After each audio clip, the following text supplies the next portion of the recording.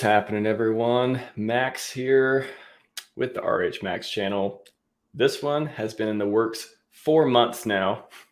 Actually, I was telling Gerardo that I was talking to him it's maybe in May or June, something like that, and we're supposed to do a show then. And so I already had, did all the research, came up with all the stuff, and then I come back to the doc, and I'm like, whoa, I don't have to do any research now. I got everything here. I'll just add a couple, recent events and stuff, and we'll talk about that. So should be a fun show, everyone. Again, tag us, tag me and Gerardo on Twitter, tweet it out, send it all the appropriate telegrams. Don't spam anywhere, but send it out. Let the people know that the gentleman who is bringing NFTs to PulseChain, at least one of them, one of the premier marketplaces. It's been so long since the sacrifice. I'm like, whoa, that's been a long time ago. The PulseChain, we're just waiting for it. The train's coming. But yeah, I remember all the last year's sacrifices. Liquid Ones was really big. Mintra, Fiat. I mean, there was a ton last year, but it's so funny to think, whoa. I mean, I guess PulseChain not launching, at the end of last year was a good thing for all the dev teams making products out there, because it gave them a lot more time to, get their dev resources together to pound out some good code, to get more testing and stuff involved. So, it's worth the wait. It's going to be worth the wait. If it all doesn't get destroyed by the SEC and crypto, oh my God, they're going after everyone, right? It's Sam Bankman-Fried, and I'm just throwing out all the buzzwords up today. Anyways, say out to the chat real quick. Oi, oi, Red Squirrel. You've been first in the chat for many, many times now. I think we should give maybe you automatically win a Watsa sometime next time you show up. I only got a couple to give away though. So maybe I said that too soon. And you called me Max, so I appreciate that. So it's funny how many people call me RH or RHMax. It's just Max. RH is the name of the channel, or RHMax is the name of the channel. RH Maximalist is the handle, the title, the handle. Yeah, the Twitter handle, all that stuff. But Max works. But just, I don't know, you call me whatever you want. I don't care. But when somebody calls me, boom, feels good. Anyways, hit all the like buttons. Welcome, Chance. Welcome. Good to see you again, man. Get all your questions queued.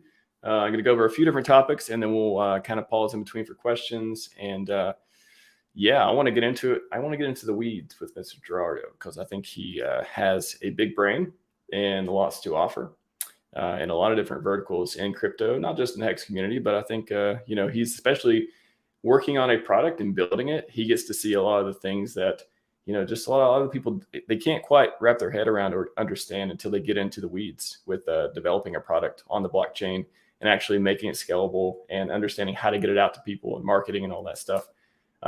So anyways, without further ado, welcome to the show. He's got his hair correct today. Gerardo, welcome. Yeah, I've been released into the wild. We're here. You're here. Risen from the YouTube graveyard. What's the hell happy? Man? What's going great? Yeah. I think there's like a 1.5 second delay, which for some reason it's going to be fun today. It's going to be fun. No, I was saying, I know it's every time, I'm subbed to you on YouTube and you go live, not very often anymore, but when you do, I'm like, whoa, I'm definitely going to tune in. So you got that, you got that factor of like, you don't come out as often these days. So when you do come out, people come to see you, man. So it's good to see you back on stream. Yeah, man. I mean, what's there to do on YouTube in the HEX community other than be like, 3.5 cents next week? Like, it seems like we've been there for literally since what, June? Like that 3 to 7 cent range in HEX since June. PulseChain is still being built. Like, we're kind of in a dead zone where, I mean, even if you hustle hard on YouTube, I don't know if you can attest to this, but the views aren't really as much as in the bull market. Like, they generally trend with the price of these assets, is from what I saw. Right, is like the views kept going up, even though more people should be watching now, technically, to take advantage of the opportunity. They start watching when the euphoria kicks in, and their friends are talking about it. When everyone is talking about it, where they're talking about it is social media. So it's like that's why those peaks kind of coincide. But yeah, I mean, I'm looking at the HEX price right now. Actually, just literally just dumped down to 2.9 cents. Oh, 2.9. Yeah, remember that mini bull run we had to 4.2 like last week? Yeah, I mean, it seems like we're just making lower highs. on the macro, which kind of sucks, but at the same time, it's like I thought we had this sort of fake bottom already on Hex. I thought it was like that 10 cent region, and now it's looking like, I mean, I hope 3 cents isn't a fake bottom. I hope it's the real bottom, but I mean, I'm not trying to speculate this early into the stream necessarily. And you brought it. We released you, and you're just like, let me tell you everything that's on my mind right now. I love it. I mean, there's a lot to talk about, right? I mean, definitely guide us through what you want to talk about here on stream, because there's a lot for sure. Well, if you could just maybe, I don't think I know your, so that's one thing I'm curious about too. I don't think I know your story into crypto. So maybe we'll just spend just a few minutes like, how'd you get into crypto? How'd you find Richard Hart and all the products? And then we'll get into the more fun stuff. But I want to know for myself, if nobody else, everybody else already knows. How I got into crypto? Yeah, crypto, RH stuff, everything. HEX. Well, I mean, I was really in the entrepreneurial mindset going into college. So when I turned like 18, I was really looking for ways to do something other than college. I was doing it simultaneously, but thinking about ways to, the whole passive income kind of wave. I was reading all these self-help books, and that's when you come across these kind of people, self-help figures like Richard, and how you find crypto, right, as a passive income source, people getting rich off crypto. I really started dipping my toes in the 2017 bubble when everyone was talking about it. I bought some Bitcoin at like 10K, I think was my first Bitcoin purchase. Right. Yeah, exactly. So, wow, 5 years later, would have been up 2x if I'd held. That's kind of trash. A solid diamond hand strategy right there. Yeah, no. To account for inflation, like you didn't even make money if you did that. But luckily I didn't do that. I started researching into, not even researching, just falling into the rabbit holes of YouTube of all these crypto influencers. Started following a bunch of them, then slowly started unfollowing a bunch of them until it was just like Richard and a few others over the course of the bear market. And just I was interested in what he had to say, man. Like when someone's on YouTube and they're coming at you from a like non-agenda kind of place, you can really see it, right? They're not shilling you their link at the end of the video. They're not like, they don't have this undertone of shilling throughout the whole, like it's just real. And I got that a lot from his videos, and that's why I kind of stuck around with him and a few others, like I mentioned. But well, he really inspired me too, just to do the no monetization, because I always remember him saying like, you can't send me money. I don't want your money. I don't turn ads on. I don't do all this stuff. So on my channel, that's one of my principles is I don't want your money. I'm not here to sell you anything. I kind of get that from him a lot too. And he was building Hex like on stream, not like actually like sharing his screen and coding, but building it real time with the community, which is something unique that I hadn't really seen before.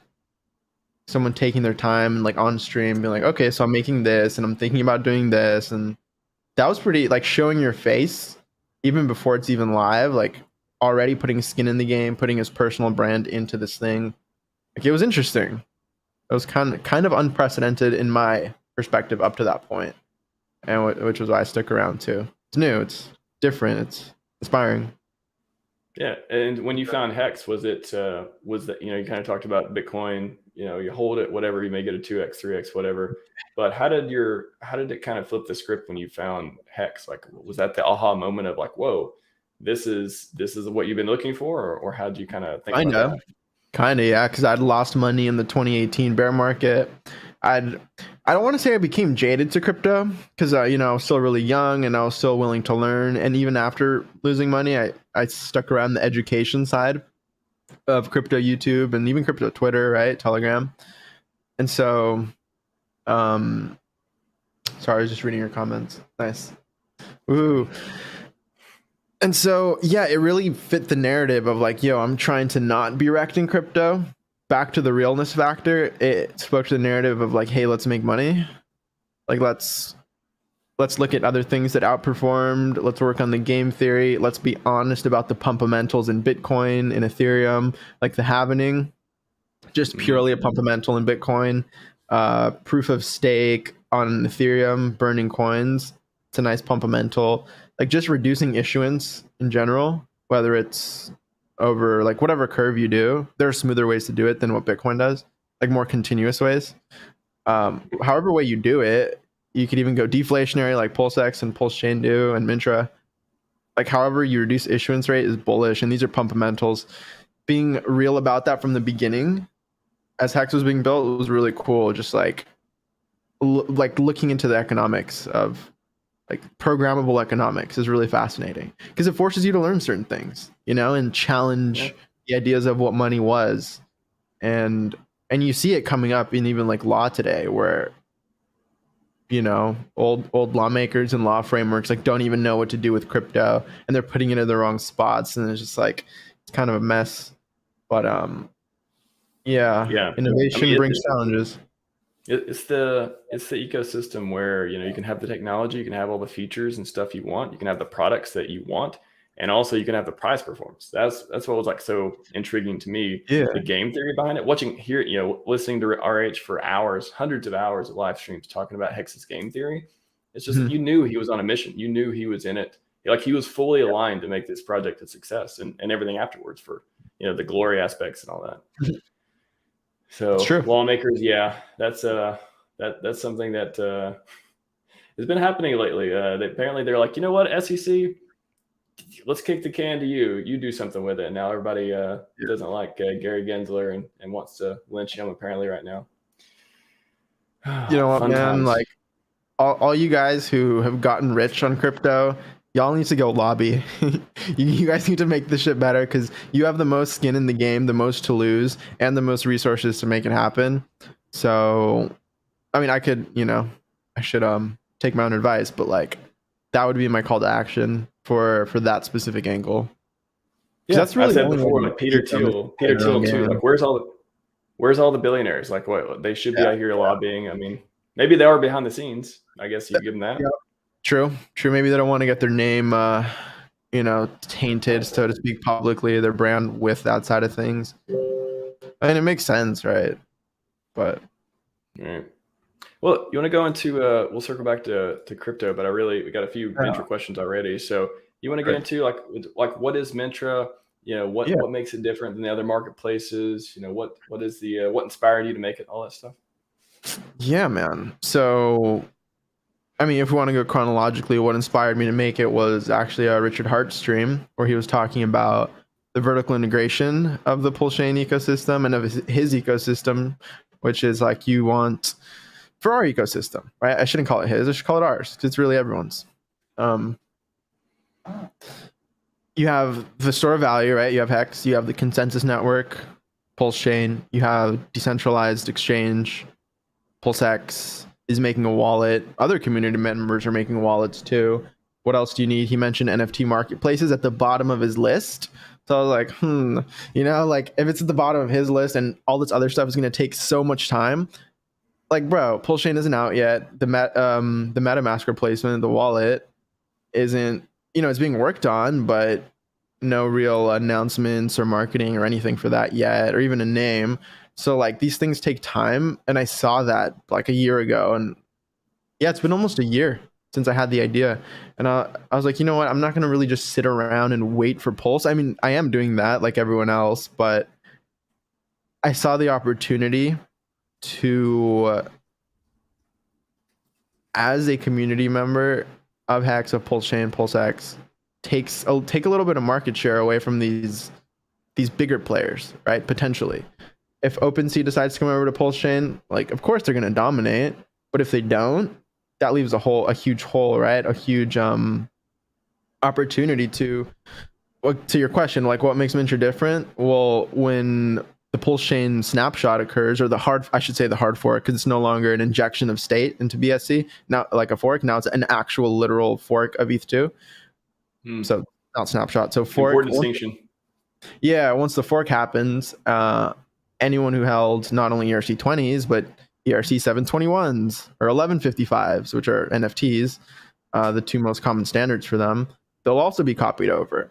And so you need a place, or you really, really want a place to be able to play with those, to list those, to trade them, so to speak, right? Like PulseX will enable the ERC20 trading. That's awesome, but who's going to enable the the NFT trading, the swapping, the auctions, the transfers. Even like, I don't think MetaMask allows transfers of 1155s, but I'm not sure. Interesting. The only place I know is the app.alcasa.pro. You can transfer the Watts NFTs and stuff, which I thought was There you go. pretty cool. I'm like, whoa. But That is other than pretty that, cool. yeah, I don't know. So what makes it different? I mean, lower fees in OpenSea. It has I've started trying to rebrand this tokenomics idea as swap and burn, right? So it has swap and burn tokenomics, where fee sharing tokenomics similar to Looks Rare. So it takes elements from PulseX, from Looks Rare, and even from some other protocols, some stuff that I haven't really announced publicly yet, but will be really fun. I think the community will go nuts once. I have like two nice little things I could drop at any given point in time. But like I told you off stream, I like things to be done before. Like some things are being done, but they're not completed. And there's a lot to do, man. Like, I empathize with the PulseChain development team, because even just a marketplace, man, is way harder than you originally just think it might be. It's way harder. What are some of the things that when you're going through it, you thought, oh, this is going to be easy, and your devs were like, actually, Yeah. Okay, so you know how you can just like view an NFT in your wallet? Mm-hmm. You should be able to do that, right? That's not that easy. That's actually kind of hard. To be able to just connect your MetaMask and be like, all right, what NFTs do I own right now? Like, that is not the easiest thing in the world. It sounds easy, but yeah, it sounds easy, but it's actually really technical. And if these other guys can solve it, these other competitors, like, kudos. And I mean, there's a bunch of stuff we're finding that's like, if the competitors with these other NFT marketplaces can figure out these things we're doing, then they are real competition. But if not, then spoofing, spamming, all that stuff, like just literally DDoSing their platform won't be too hard if they don't do certain things right. Yeah. Well, let's say the PulseChain launched mid-May this year. It didn't, but let's say it did, and and Mintra, right on the forefront. Maybe you're ready to go. Well, I guess we'll get into it, but like, what would be different from if launching Mintra on PulseChain in mid-May versus launching in January? Maybe it comes in January, maybe it doesn't. But let's say that's the timeline. What has changed between that, and were you grateful? You're like, oh, I want a PulseChain to come as much as anyone else, but also, ooh, I like this extra time. Like, how'd you feel about that? The extra time is really nice. I'm not gonna lie, because there are a bunch of features that you want to build. Sorry, I just saw the hex price out of the corner of my eye. 1 penny. No. No, just mega dump. The 2.3 pennies. New low. Is everything capitulating? The FUD is working. We're getting to the bottom. Anyways, the time is really nice, because there are a lot of things you envision for your project and a lot of challenges you don't envision that come along the way and get in the way of things. And just a lot of testing needs to be done too, right? It's just like, okay, I'll say one thing. Mint staking is going to get like way cooler than it has been, because previously you just staked your token and you get your pulse rewards. Now it's actually going to be way cooler. What else is going to be cooler? Just something as simple as being able to see which NFTs come from where. Like being able to distinguish between your Ethereum Bored Ape and your forked over Bored Ape, and being able to see them both via the same kind of wallet interface. But get focused better. Via the same wallet interface, and I don't know, man, just a lot of little things. Like I could get into it.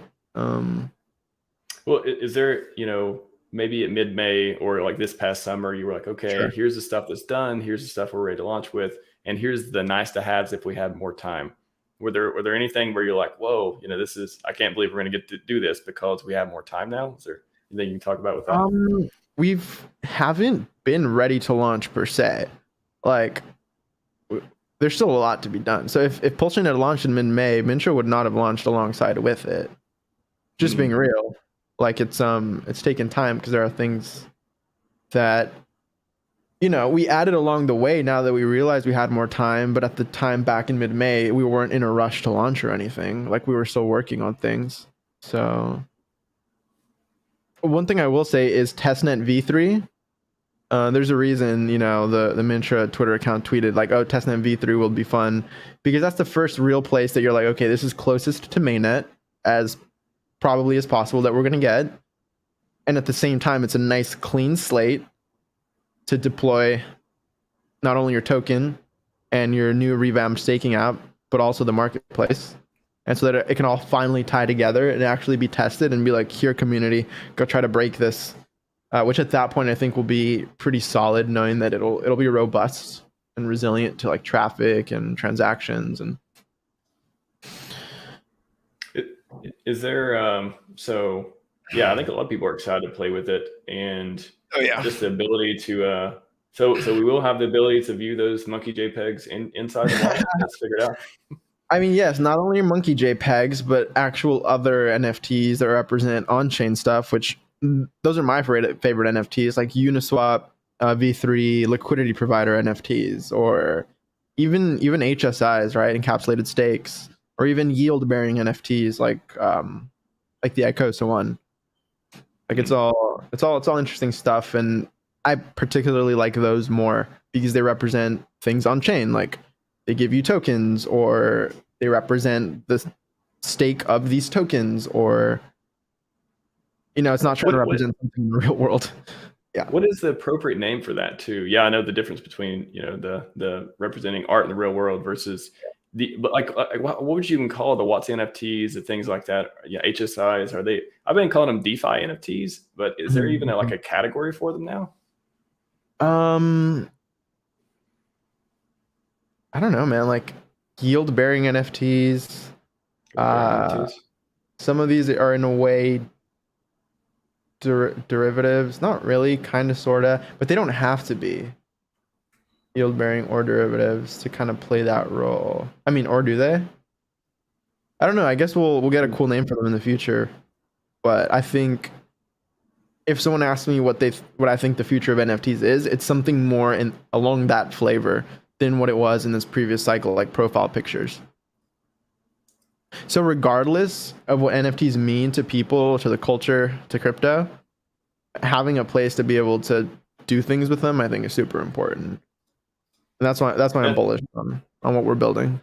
Yeah. Is that, how do you see, I mean, will it just be collectible art? Will it be yield bearing asset? Like, are there other categories of things for NFTs where they'll actually turn into more of a, like, not a legit marketplace, but like a marketplace where you're not going to pay $1 million and then sell for 500 later on. You're like, okay, I'm going to buy this and it's going to actually be okay, other than yield bearing assets we've seen.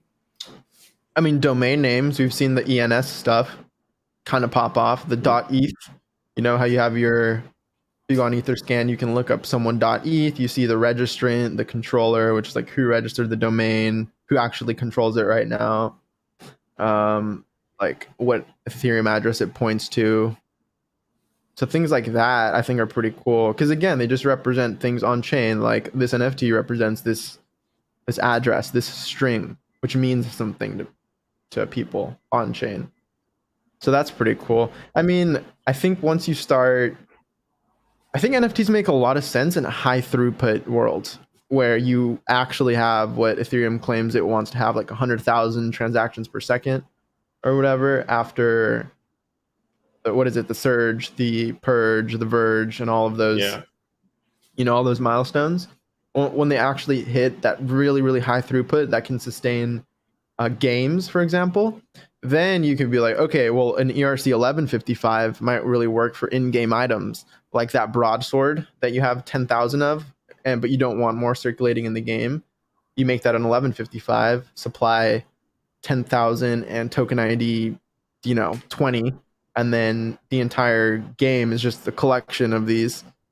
And then you have the high throughput kind of like transactions going on.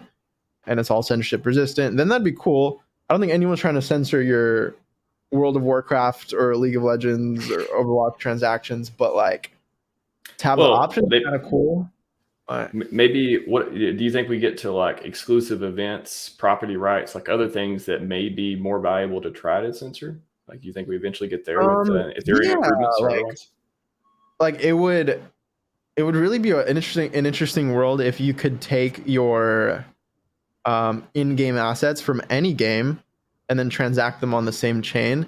I feel like that's really far out. Like, let's just say, for example, I don't know, name a popular video game right now. I'm honestly not too deep in that space. I do not play video games. Let's terrible GTA, right? GTA, you get some like sick car and you can transfer it to your Ethereum wallet or something as an ERC721 from the game, and then you could trade it on an open market. That's kind of interesting, because then you have, but see, game companies might not like that in the short term, just because it kind of becomes a leak, an economic leak, versus skins now, you just pump money into their ecosystem and it can't leave if you buy a skin in a game right now. Right. But in this world that I'm describing, it could leave. It could come back in bigger amounts, though, if you open the gates. It really brings meritocracy to like the economics of games at that point. Like, is the user getting value when they pump in money? It makes the whole gaming industry like different. But again, I think it's really early. I think it's way too early for that stuff to play out. What do you think too? It just kind of reminds me of how a lot of the traditional or physical businesses and companies, they're turning into internet companies, like, Redfin and Zillow. They're like, oh, we're just a bunch of real estate, people, agents, things like that, but it's all on a website. So are we a technology company? Are we a real estate company? Do you think in the future that like there'll be the technology companies and stuff, they'll be, are you a crypto company or are you a technology company? Like, is that like the next evolution? That's interesting. Yeah. I think if crypto becomes a critical part of most companies' infrastructure, which it very well could become, then yeah, it'll just be common for every company to have their own crypto infrastructure, whether that be a marketplace or a token or a DAO or whatever. Similar to websites, because if you have a website now, you're not an internet company, you're not a tech company just because you have a website. You just use it as part of distribution or part of marketing, or But if your engineering org grows larger than your agent's org, that's when it gets like, interesting.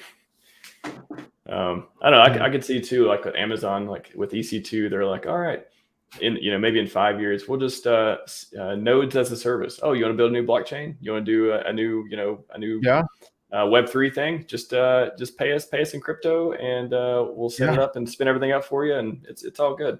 I could see that. Interesting. Yeah, no, they're already. I mean, Amazon's dominating that space for sure. They already have blockchain for a service in a lot of the cloud. I mean, Amazon, Microsoft, and Google too. But like being able to spin up PulseChain nodes, just be like, just tell us what chain you want to support, and we'll spin it up for you, and we'll run it for you. Isn't Alex from Hedron spinning up a data center? I saw on his Instagram. Spinning up more than an instance. He's spinning up a whole data center. Yeah. Amazing. No, I like that. I might want to use that actually. That's that guy. He's making. If you want an example of how to make an impact in the community, buy a freaking data center. Like, he's setting the bar pretty high right now. Like, whoa. Yeah. Got a couple of Mintra questions too. Go for it. Hit me. Well, one is where's the burn question? I thought that was a burn question here. A burn question. Oh, I saw that in your chat. Someone said explain the swap and burn. Yeah, there we go. Yeah, so it's very similar to PulseX. Very, very similar. So the idea is you have the Mintra marketplace, and any successful transaction that goes through gets hit with a 2.25% fee to the seller, by the way. The buyer doesn't pay the fee, which is really nice. I don't know if that's been made public yet, but that's a fun little piece of information. So the 2.25% seller fee goes to a fee2 address, you could call it. And then that fee2 address distributes to 3 different addresses. One is just a publicly viewable address. One is the yield address for mint stakers. And one is the swap and burn address. And so what the swap and burn address does, now that it's holding some pulse from marketplace fees, it becomes a public function where, no, there exists a public function where a user can go in and just hit, swap and burn, and this contract will use that pulse to buy up on the pulse mint pair on PulseX. It'll go into that pool, pump in the PLS, get some mint out of it. So that's the swap. It's an effectively like a market buy of mint, and then it goes and burns that mint, taking it off the market forever. So similar to PulseX, right? Marketplace fee volume, a small fraction of that goes to buy up the token and burn it. I believe PulseX buy and burn buys across multiple pools though, because the fee is denominated in the actual tokens in the pair that's being traded. So if a user is trading PulseX, the fees are denominated in PulseX, and Pulse. If the user is trading a HEX Hedron pair on PulseX, then the fees are denominated in HEX Hedron and always a little bit of Pulse. And so all of that is going to buy PulseX. But with Mintra, it's literally just one pool. Yeah. Just the Pulse. So that's a pretty cool pumpamental. It just got me thinking too, are there new pumpamentals that have been in the works, or like what are the people are trying to trying to think about Mintra as far as like the tokenomics and stuff go? Like what are like some of the pumpamentals that are inherent and have been built in? So that's one, right? Swap and burn is pretty cool because if you're buying tokens and then burning them, it means permanent buy pressure. They can't be sold if they don't exist anymore. Mm-hmm. I mean, other than that, that's the biggest one in my opinion. The fact that it can be staked is another huge one, right? The users can stake it, therefore reducing sell pressure on the market in return for pulse from that V2 address that I mentioned. Right, they get a fraction of that as well. So you could just take your mint, stake it, and just get pulse forever. As long as there's marketplace volume. The way I see it is like, imagine if you could accumulate ETH in the early days. Imagine if ETH had launched with a bunch of projects built on it from the start, 2015, with a Uniswap and OpenSea, etc. A Looks rare. I'll use as an example because users could stake Looks to get ETH. Imagine accumulating that back in the day, like at $1 Ethereum, $2 Ethereum, $10 Ethereum. If you had just held your passive ETH, like it'd probably be worth way more than the token that was used to stake it, or even the same amount. It might match it. Who knows, right? But if the underlying yield is pumping and it's different than the token being staked, then there's kind of like, I don't know, there's this cool, that's a cool market dynamic. It's going to play out, I think. It'll be cool to watch play out. Chance asks, how does Gerardo feel about Power City's Pixel City NFT platform? How do I feel about it? I don't know what they're doing. What are they doing? Do you know? I don't know. I don't know. I know a lot of people like it, but I don't know how to compare, Mintra versus Pixel City versus maybe there's one or two other ones. Like, I guess in your mind, let's reframe the question. Like, what sets Mintra apart, and like what I guess maybe the hard to do stuff too. Like, what have y'all done that's very hard that you don't think is it will give you like a leg up on the other platforms when they launch? Yeah. Again, something as simple as integrating the wallet experience into the platform, being able to see which ERC 721s you own, which 1155s you own on both chains, Ethereum and Pulse, having basically a built-in, I'll say it, basically having the tools of a built-in block explorer, man. Like, ooh. That's really what you need to be able to handle everything we want to do. And so it'll be a really nice, almost NFT-centric block explorer where you go in and, kind of similar to OpenSea, where you go in and you can type an address and see what NFT someone owns and the history behind them, right? The NFT life cycle is what my devs like to call it. You want to see everything. You want to know everything from when it was created to any auctions it's gone through, sales it's gone through, transfers.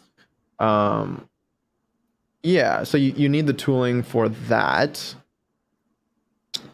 And what else sets it apart from these competitors? I mean, security, honestly, like we take security very seriously.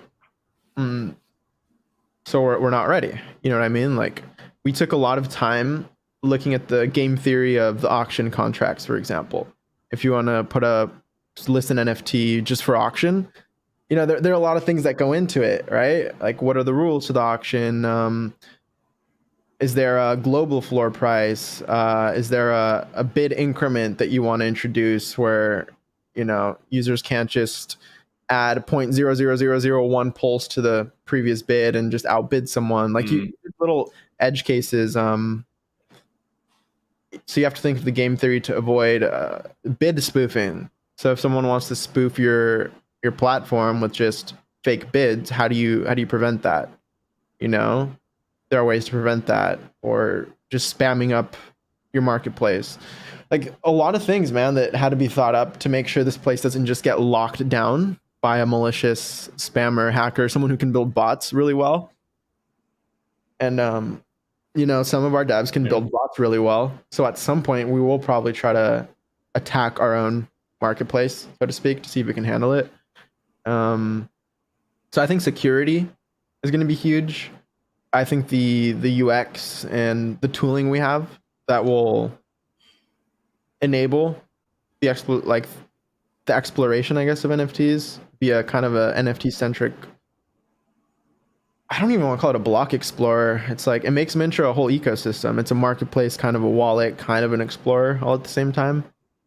But no, I think once people play with it on testnet, on testnet v3, they'll really be able to get a close idea of what it's going to be on mainnet, because in the same light that you want the chain itself to be as close as it will be, I think most projects that will launch on PulseChain should launch their like final beta on v3 testnet. It would make the most sense for market advantage and stuff like that. Yeah. You want to see how it works, how it will work in the real world, as close as possible as you can. Well, just on the NFT Explorer thing, have you thought about doing any kind of like social features where you can view NFTs, maybe you can tag them, and like you can have like communities and groups and stuff like that? Yeah, that's when you get into the whole, like you said it, the social aspect, the whole I hate to use the word, but the whole metaverse aspect. That's when you get into like, okay, let's make this a way bigger experience. So where now you have in-dap messaging, and you have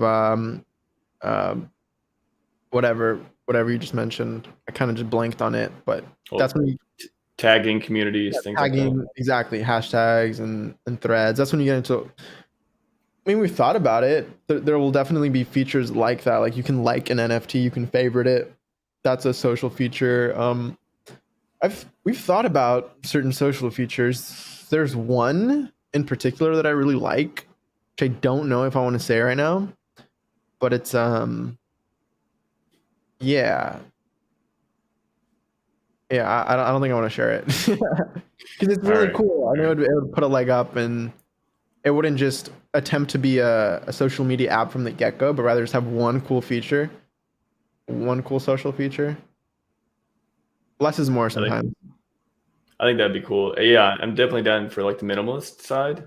Yeah. But just the game theory of like the different communities and being able to like stuff and tag things, like that seems like the a way to get like economies of scale, like all the mental models around like just building things and them taking on a life of their own, and like other communities like, oh, we're gonna build on Mintra, stuff like that. I think that's very encouraging to have those type of features just for that, if nothing else. Mintra V2 maybe. Is there a Mintra? Yeah. Go ahead. Sorry, go ahead. Is there a stack checker? Yeah. Is there? You want to drop a URL in the private chat and I'll post it, or yes. It's lead.mintra.info. Okay, I'll post that. Let me triple check. Yep, there it is. What else we got?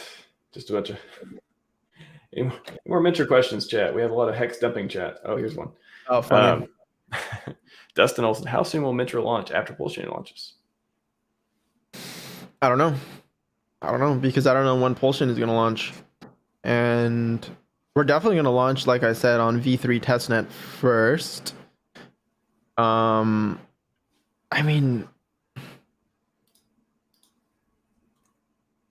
there's still stuff to be done, but I think if testnet V3 launches before the end of the year, I think we can launch alongside with it relatively soon after. And I'm talking V3 testnet. And then from there, we definitely still need audits. Our contracts are almost done. They're close. They're really close. So at that point, audits become feasible, and that can be done either before, during, or after testnet, like community testing. So, because it's interesting, you really only hit up testnet when you think you have something solid and you're confident in what you have, and at the same time you only hit up the auditors once you feel solid and confident in what you have. So I feel like you can attack them twice at the same time. Right. You might save time that way too. So early bet. I know a lot of people are excited for it, man. We'll get to anyone else have any more Mintra questions, just ask them, we'll get to them. But in the meantime, are you going to look into HEX to check out the HEX price? We got bad actors that have big bags. Yeah, what's hitting the price? Your Insta analysis, anything coming across your mind? I mean, there's a lot of FUD going around right now. The whole SEC FUD that I've been seeing on Twitter. And I don't know. November historically hasn't it been? No, I don't want to say that actually. I don't remember. I remember a big payday November was pretty gnarly. It started off at a local peak and then just dumped. What about last November? I know last November was a top for most of crypto. What about HEX? What did we do? We just dumped, all of November. November historically hasn't been good for HEX. But is it? Yeah, I mean, there is. Are we approaching maximum pain? Are we at 95%? Like, what can it get? Dare I knock on wood? Can it get worse as far as the FUD and just like dumping right now? Yes. I feel like the answer to that question is always yes, that it can always get worse. Not saying it will, but can it? Yeah. It's a good question. I know Zamboni's joking because I'm pretty sure I know him on Telegram too. But like, what, every time somebody says, Richard's going to rug pull, we know it's nonsense. But like, why is it nonsense? Like, can you just briefly be like, why would Richard never rug pull? Like, why are you so confident in that?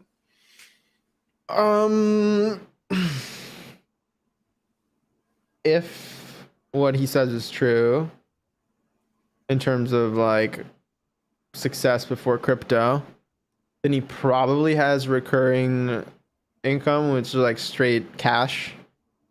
And I'm not talking about 6 figures. I'm talking about like probably like 8 figures a year, not more. Just like I don't know, but no one knows truly. This is all speculation, but I'm sure someone who's built businesses like that in the past has recurring cash revenue from businesses.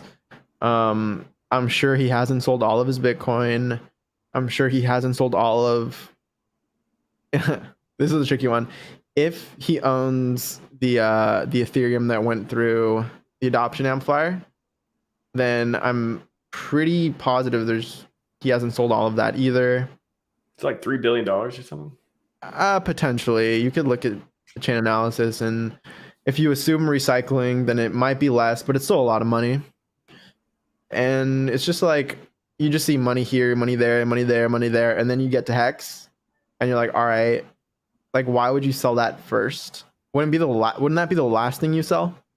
He's kind of said that too. He's like, why would the person holding these funds? Why would HEX be Like, why would it even be on the radar? There's so much ETH. Yeah.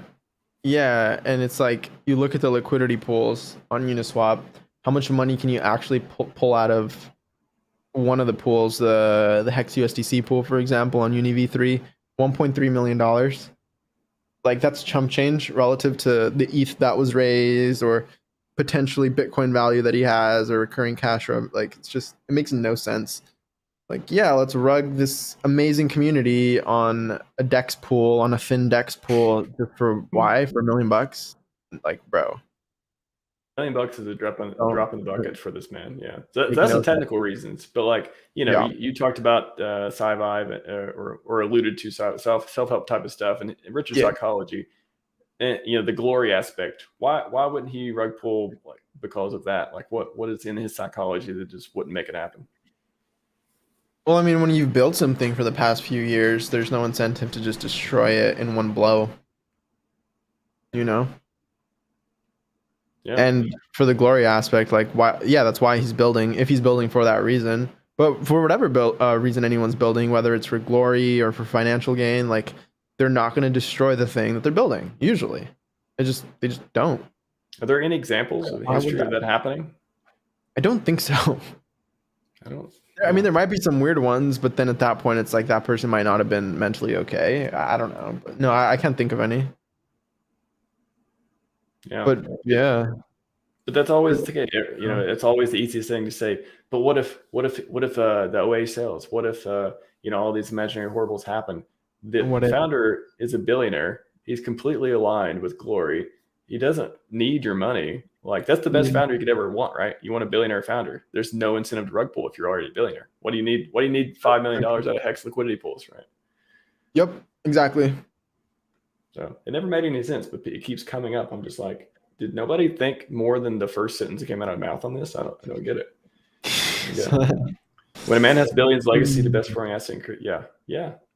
And the longevity. I mean, Richard said a lot of times that after crypto, he wants to. I mean, I speculate the Heart Foundation. I'm just like medical research, longevity, all that stuff. Like, why would he destroy everything he wants? That doesn't make any sense.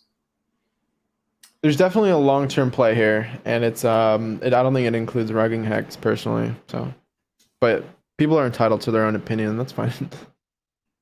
Yeah, it's what. Yeah. So, what do you think people are selling right now? Do you think they think the price is going to go lower? Like, what's Yeah. I mean, that's the only reason anyone ever sells. Usually, is either they just need the money, or they're trying to buy back in cheaper, or they just have maybe large bags of HEX yield that they just got. Like, I don't know. 40 million worth. 40 million. That's what HEX well says. Well, there you go. Back in the pools. Is that somebody? I know somebody will do the chain analysis and see how much they had before and all that stuff. But I'm just thinking, like, did the FUD finally get to them? They're like, HEX is at 30 cents. Oh, hang on. HEX at 20 cents. Oh, hang on. HEX at 10 cents, 8 cents, 7 cents. HEX sits at 3.5 cents for a month or something, and they're like, now is the time to sell. Like, how does that? Yeah. How does somebody sell 40 million on the market? I don't know, man. It's everyone has their reasons, but was it the best time? Probably not. Are you saying you think it's going lower? I have no idea, man. Like, I literally have no idea. I don't know. Whoa, 80 million total. Whoa. 80 million. Yeah, that'll do some nasty things to the chart. That's crazy. Oh, DX says RH mined 300k BTC. So he mined it back then? I guess that's what you're saying. I'm curious how you arrived at that number, 300k BTC. DX, let us know. Runs the Pulse Tube, a trusted source more than most. But yeah, I would like to know how you got the data on that. Oh, 300k. I was reading it dollars. 300k Bitcoin total. Like, that's a lot. Whoa. Yeah. I like bottoms. I don't sell them. And we're gonna hit a bottom eventually. Tiny hands. I mean, HEX just made a lower low. Like, for everyone who thought it was a double bottom on 2.8, me being kind of one of them for a minute, it just invalidated that and wicked down to 2.3 cents. Oh man, I know we've been talking about for a while too. Will it, in your opinion, will we ever see it under a penny again? I mean, bro, it could happen in like a week, in an instant, as you just saw. So I don't Right. want to say never, but Well, will it stay there for a week? We'll say that. We'll give you more than a week. Will it stay there for a week under a penny? man, I mean, it's just so hard to tell. Like I never want to give. I'm more careful now with price Oh, speculation. You know, yeah. it's You just remind me of that. Yeah. Not financial advice, obviously, everyone, but you know, because I truly don't know. Like, there's a lot of macro stuff going on. People are scared of a recession. Uh, Global politics are kind of nuts right now. We have the USA midterm elections coming up. We have end of the year tax loss harvesting for some people. It's literally so many non-deterministic variables that go into this formula. How could you ever think that the output of something like that is deterministic? It's like it's just the most random thing ever. If random exists, it's it's that. that's what I was going to say too. Just on Christmas, we got the Fed. So if Fed raises rates There you go. 0.25. Well, let's say they do 0.25 instead of 0.75, Merry but we Christmas. still got yeah, but we still got the people walking in losses before the end of the year. Does it cancel it out? Does it? Are we? I don't know. I want I Christmas to be mean, nice. maybe. I don't consider slowing down the raising of rates as necessarily a pivot. I mean, you might see like a little bull trap, little bear market rally, but it's just hard, dude. It's hard to be bullish on assets while the dollar's pumping so hard. It's just hard. Sniff wants to know if have you ever heard of Adam? No. Apparently, no. He said it a couple times. I'm like, I don't know what the story is here, but apparently you haven't heard of Adam, and he thinks you should have or something. I'm not sure.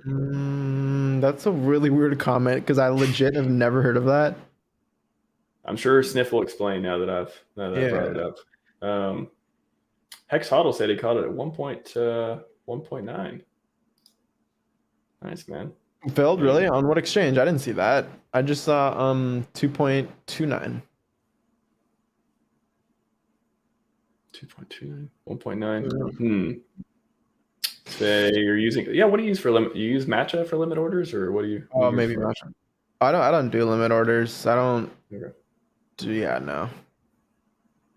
Because to some degree, limit orders are a form of speculation. It's like I think the price will go here, and therefore, I'm gonna do something here. Yeah. I like that. I like the explanation. It's like you don't even want you put yourself in that position. Right. I like it. No, I personally really don't use limit orders. So not much of a trader, sounds like. No. I like it, man. You embody a lot of the values of the community with those words. I like it. Well, let's get to a couple of again. Get your questions in the chat if you have, and we'll wrap up soon here because I know Gerardo has lots of stuff to build going on, but all good. Richard's latest updates. Any tingling feeling? Do you feel like was it nothing burger? Was he just like got to feed the hungry lions out there? What's going on? You mean with this whole like Team A versus Team B? Yeah. I mean, he said that a while ago. Now it's just like, okay, we're continuing what I said a while ago. Like, he's been pretty consistent in what he said. A lot of it can be overshadowed by the noise and rumors and speculation of the community. And it kind of blows my mind how some of these rumors blow up so much within the community to the point where they're almost accepted as truth. A simple one is like, oh, he's timing the bottom. Like, bro, he's said multiple times, unless you think he's straight lying to you, which I don't. He said multiple times he's not. And like, certain people are liars and certain people are not. And I think it's not that hard to tell sometimes that when someone's telling the truth or not. And I don't think he's lying, man. I think he's just not timing the bottom. I know how hard software is, right? I'm on dev calls basically every day, and it's not easy. There's a lot to do. There are hidden, how does he call them? Unknown unknowns. Like you don't run Yeah. into the issue. You don't even know the issue is going to be an issue until you run into it, kind of thing. And so you just have a lot going on in software. I can't even imagine building an L1. I'm here crying about building a marketplace. It's, it's not even comparable. So I don't think he's timing the bottom. I think he's actually working. I think his devs are actually working. And it's just taking time. It's just taking the man hours. And things are being improved upon, getting better, optimized, staged, tested, like audited, etc. Well, what you mentioned earlier, the move from BSC to ETH 2.0. What is your take on that? Like, and what is the biggest difference? You mentioned, fork instead of injected snapshot, all that Yeah. stuff. Yeah. What is your take on that? I like it. I mean, it's just playing with the new tools available. It's like, I was trying to come up with an analogy for this yesterday in my head. It's as if you're coming out with a new phone and you're gonna copy, some Android software, some Android OS because it's like faster, better than iOS, and then iOS comes out with a new update and it's like, okay, actually we just shit on the previous Android phone. It's like, oh well, I'm gonna copy that now if it's open source because it's just better. Yeah, I should flesh out this analogy more. Told you I Mm, just started it in my head yesterday. But no, it's just like, what tools do you have available right now? And that the answer to that question changes every second, maybe every day, right? How often are you going to check what tools you have available to build what you're building? Should be every day. And if ETH2, if the merge happened successfully, which from what I saw it did, there was no hiccups. It just went well. It was a smooth transition from proof of work to proof of stake, and Ethereum is working fine, better than ever. I mean, there are certain hiccups, right? Like you could say most validators right now are being run by centralized exchanges, yada yada. Like mm. you run into a new set of issues for sure, but nonetheless, the transition itself, like, it was impressive to me. So it just goes to show that they have really smart people working on their team, and you can have a proof of stake consensus L1 with all the cool stuff that ETH2 has. I think it is the best tool to use. And if if you forked a BSC a year ago and have been playing with it and fixing it and finding bugs, and you realize like this is going to take longer than just playing with the new thing, like why would you continue fixing this, pile of turd while you can just play with the new thing? It seems like they've just been finding bugs, finding bugs, fixing, and it just maybe that's not the base layer you want to start with. It's Yeah. All the BSC bugs went yeah. away now, right? There you go. It's a respectable choice. I don't know why people are crying about such a logical choice in software development. Because now we have to start over, and it's going to be another 18 months. I love how that's the conclusion. Like, why would that be the case? Well, not yeah. I don't think it will be because what PulseX is done. Um, Now you have a lot of experience building on BSC. Yeah, I don't think it'll be another 18 months. I don't. Yeah, it's I don't know. I keep pushing it out just to get it off my mind, not to worry about it. I keep saying January, and then when December comes and it's not here, I'll be like, all right, I'm good pushing out the March. I'll just keep pushing it out because it doesn't matter. I mean, everyone wants it to come, but like you think like why does the win PulseChain meme even exist? Is it like there's all this sacrifice capital that's just sitting there? Like why is it the most popular phrase in the entire community right now? Is it? I mean, people are impatient. People want it. We touched on in this earlier. Like projects building right now benefit from it not necessarily being out yet, especially if they're still in the building, testing, auditing process. But most people aren't in that stage. Most people just threw their crypto at a crypto address and want tokens.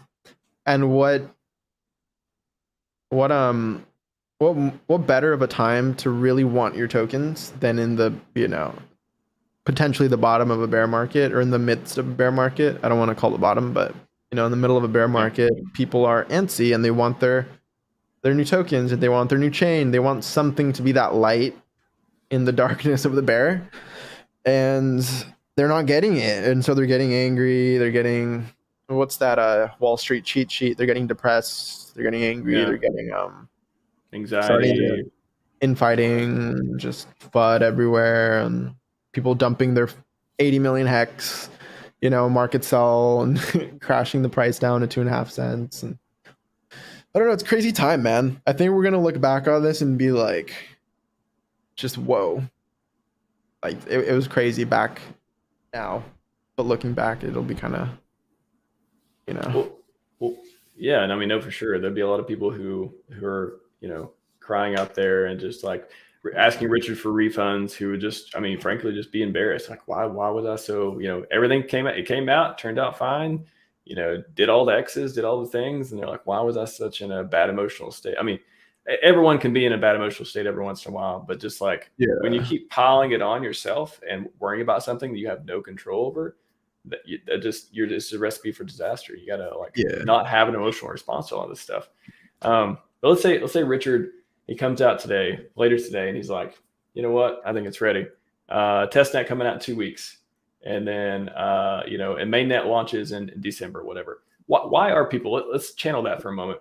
Why is the When PulseChain meme, like, why is it so like vital to like people? They needed to come out. What happens, if it comes out in December? Like day 1, day 2, like what do you think is going to happen? Like just fireworks, emotions, or is it going to dump immediately? Like, walk us through what you're thinking when PulseChain launches.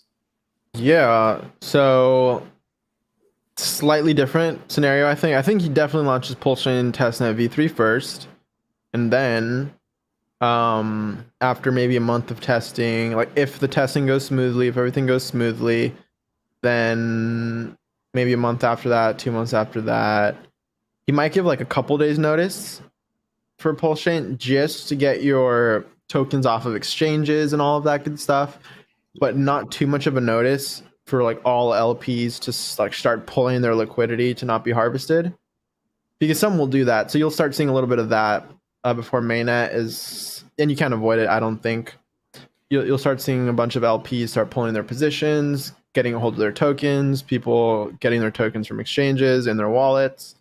Then mainnet happens. There'll probably be like a tweet that gets like 10,000 likes or something crazy by Richard. Yes. Everyone's gonna be retweeting, going live, streaming, all that crazy stuff with tutorials on bridges, on PulseX, on accessing your tokens, importing the chain ID to MetaMask, like all that good stuff. It's gonna be chaos, but good chaos, like tutorials, like I just said. Community members just helping, which I think will be really cool, but also a time to be careful because probably a lot of scam live streams will pop up around then. A lot of scam tweets, like trying to get you to just do some typical scam BS, like validate your address, or like just stuff that doesn't make any sense if you actually understand crypto. So don't fall for that. You don't need to give your keys to anyone. There's no PulseChain support, PulseX support. None of that will exist, right? So just kind of a disclaimer out there for the people, because not everyone is seasoned in crypto as some of us. But that'll happen. Who knows what price will open at? But I'm sure there will be a lot of PLS versus PLSX ratio trading. Even HEX PLS and HEX PLSX ratio trading. I think a lot of people will probably trade some of their stables into something like HEX prior to launch, just in the fear that their stables may be invalidated or worthless. We've seen recent ETH forks with kind of worthless copied over stables. So it begs the question, right? Like, what's your pre-fork strategy with your stables? Especially people who are, if you're a smart market participant and you sold pretty much any time in the last, 12 months for most cryptos, you probably did good, right? You're sitting on a better position. In relative terms, and so you might be sitting on stables. So this is a question a lot of whales will have to be asking themselves. Yeah, I do think HEX it makes sense given that it's the same founder. It's like it might have more liquidity than the rest in terms of a good store of value going into the fork. But yeah, I think a lot of PLS, PLSX, and HEX ratio trading will be going on. People dumping their forked over stables, probably for those three as well, dumping them for these other tokens, these other projects. The ones who are ready will start launching. And you'll see that going on Twitter, like, yo, this project just launched. This project just launched. It's just gonna be insane, dude. Like, well, as a founder too, like, are you gonna be, oh crap, all right, we got to get this stuff ready now? Like, how are you gonna like put on your founder hat? What's your reaction gonna be? hat? Well, in an ideal world, Mintra is ready by then, and at that point, we're just hopefully waiting to deploy, right? Front ends and contracts and everything. If that's the case, then yeah, I'll be active. I probably won't sleep for a few days. Just getting things staged and deployed and whatever, and communicated. But are we cutting out? No, we're good. You got a little blurry. That might be on my end. But from a founder perspective, it's just letting people know what's happening, make sure people are safe, and just getting the news out there. I think a lot of streamers, including myself, will probably start coming back because there will be things to talk about, like new charts to look at, things other than like, oh, we're still in the bear market, like more to talk about, more to do. Yeah, so it's you're coming. So you're coming back for PulseChain launch. All right, I like it. I mean, kind of, sort of, yeah. I mean, I want to come back sooner, honestly. I'm doing my best to get you out there, to get you back in the mood. Yeah, I should be back now. Yeah. One more question before we get out of here. Yeah, what's up? Red Squirrel says PulseChain and ETHW, ETH POS compromise. Yeah, just talk about like what are your thoughts on the Ethereum forks? Yeah, what do you think about those, and what do you think about PulseChain competing with not competing with them, but there being 4 different chains with HEX on them coming up. Yeah. Well, these other ones are proof of work chains, right? ETHW and ETH Fair. I think they're proof of work chains. I think ETH Fair is it? I don't know about ETH Fair. I know ETHW obviously is, but sure, yeah. Let's go for it. So I'm not sure, but if they are, then they're definitely not a competitor to PulseChain because they're just different value proposition on the consensus level. But we definitely got a nice test run of what it looks like to have your HEX copied over to another chain. There being liquidity pools where you can trade your copied over HEX, kind of like the value discovery. And I think at the peak, can't remember, but I think HEX on one of these two chains at its peak was like 10% the value of a real HEX. But it never reached parity on either one. Not saying it never will, but that's something to think about when you have copied over coins that aren't like HEX on both of those chains wasn't meant to be the real HEX, so to speak. It wasn't built for hexagons, unlike PulseChain, which is like, one could argue that originally it was just to save hexagons from gas fees and it became something else. But it's something to think about, right? That on these other chains that pop up, on these ETH forks, maybe your HEX there never reaches parity. Like that's a real possibility. It reminds me of Bitcoin Cash back in the day when at its peak it was worth still just a fraction of a Bitcoin. It never actually reached parity. I mean, even the HEX that Bitcoin free claimers got, I think they made 10 to 20% on their Bitcoin. So like you get this like 10 to 20% bump on your coins, but rarely do you ever see things reach parity like people expected. PulseChain, however, I think will be the largest contender to that. I think there's a possibility of HEX actually reaching parity on there just because of nuances like, oh, the OA could just, after the fork, there's like an address with hundreds of billions of HEX sitting in it.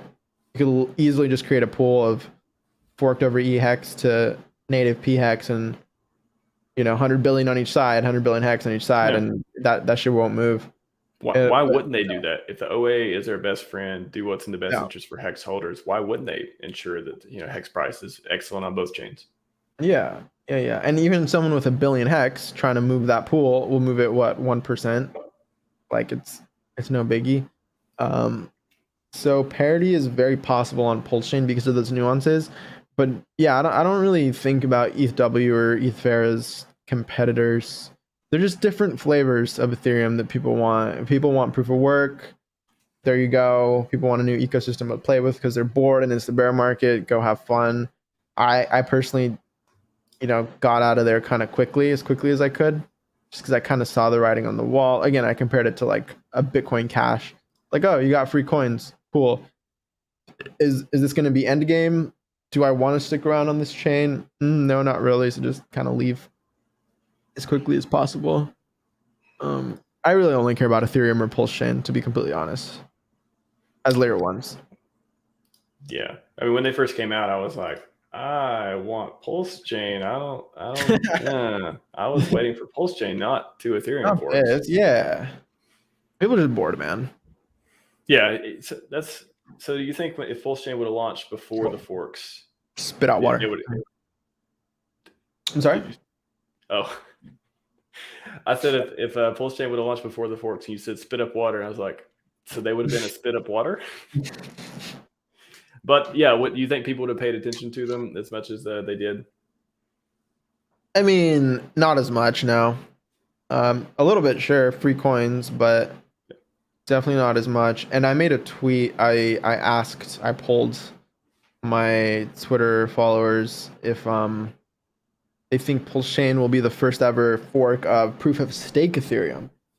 Because I know ETH POW is a fork of proof of work. It's like, oh, proof of work is gone, but we still want it. That kind of a crowd. Versus, no, we like the change and we're forking the change. And I think I got like 65-35, like yes no ratio. Wow. Which Yeah, so I we mean, did the East 2.0 market, but now we'll be the first first fork of POS. ETH. Yeah. Yeah, interesting. Could be, Yeah. unless someone beats us to market.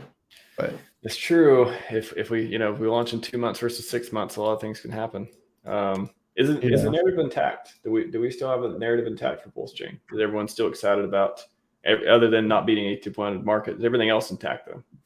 I mean, largest airdrop in history. Kinda. I mean, yeah, because you could say ETHW and ETHFair were also that, but then if you look at the liquidity of the chains, maybe if PulseChain has more, then it could be the largest because you get not only system state and a newer version of system state at that, but you get it. What was I saying? Yeah, it will still should be the largest because it'll have more. I mean, I Liquidity. imagine there'll be more projects, more tokens and stuff. So it should technically Yeah. be still the largest airdrop, I would think. Yeah. Yeah. Well, cool, man. And you get the Appreciate you. community over too. Yeah. Well, You that's. know? I think It's that's huge. why ETHW and ETHFair may have a future with if nothing else, it's good advertising for Hex because they're the only ones being traded on there very much. Yeah. But what if the OA is like, you know what? Boom. No cheap Hex on any chain that ever launches because I'm going to make sure because I have that power. Yeah, maybe. Yeah. More contracts, the largest. There you go. Yeah. Man, awesome to talk to you. Glad we finally got together here. Me too. Great conversation. I really think Mintra. I've been been following since last year, and I think that y'all are building something special. So I think that, and you're focused on security. That's something that's different than a lot of projects too. Yeah. Rather be safe and launching last than easily breakable and launch alongside everything else and then just break in the first week. Like no one wants that. Come on. No, and and all the phishing stuff with OpenSea. Hopefully, that's another thing to put on your security. I have a security background, by the way, so I have like all these things. Yeah, they kind of go in my head too. So the phishing aspect is one thing that hopefully you'll be able to solve. Well, phishing is hard to solve in general, but just making your users aware and making them have some sort of ways to identify official versus spam type stuff. Maybe that'll be a problem, but that'll be somewhat solved with some kind of software by that time too. Interesting. I think we solved the email phishing. Okay. by not collecting emails. If you never email, that's true. I guess. Yeah. If you don't have users that you email, then, well, I guess you could still, there'll be some people out there who aren't very experienced. So, oh, Mintra sent me an email, and then let me click on this. Right. But If we don't maybe collect, that could be a point of communication. Be like, we will never email you. We do not have your email address. Yeah. That kind of thing. I mean, so far that's been the vision, is like, okay, we don't want our users to get phished like they have been with a official looking email. And one of the easier ways to do that is, even if they don't get the point across that we don't collect emails or send emails, even if they just have never received an email and then they see one, it might spark their like, okay, I've never received them before. That's bizarre. But no, definitely communicating it is important. So far, that's the plan. You know, I think it's a powerful value proposition too, from a security perspective. Is like, we won't have this what do you call it, this honeypot of emails that scammers love that shit, right? They'll just go in and email your entire email list some official looking email. They connect you to a fake contract. It just drains your stuff, and then it's like, oh no, OpenSea got hacked. Like, kind of, sorta. It was a social hack. It was but yeah, you want to avoid all sorts of hacks, whether it be social or technical, as best as possible. It's I wrote a blog too about different types of malicious smart contracts and how to protect yourself. And yeah, the biggest thing that most non-technical people they don't know how to do is check the address of the contract you're talking to before allowing it access to your wallet.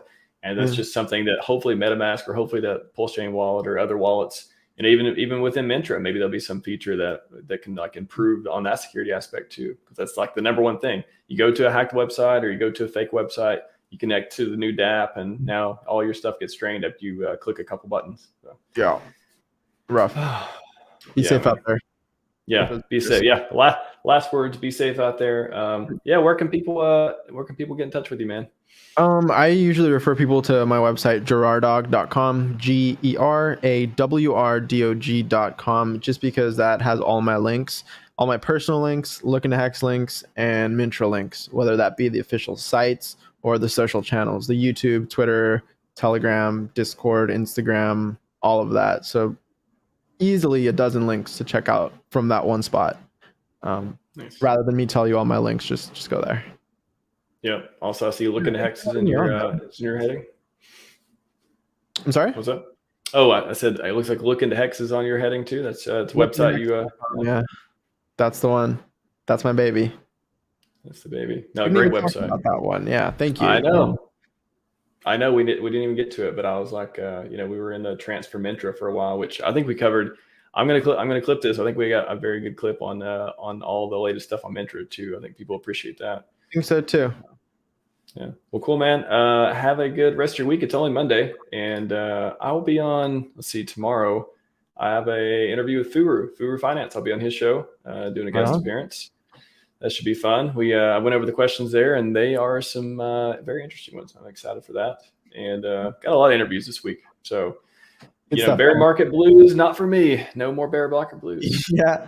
Well, it takes streamers like yourself to kind of keep the community along, kicking, feeling confident, and just clarifying the future, because there is a lot of uncertainty, and it really is important to have voices out here like yours, just being like, guys, chill. This is what's going on right now, and just, keeping the heads calm. That's your job right now.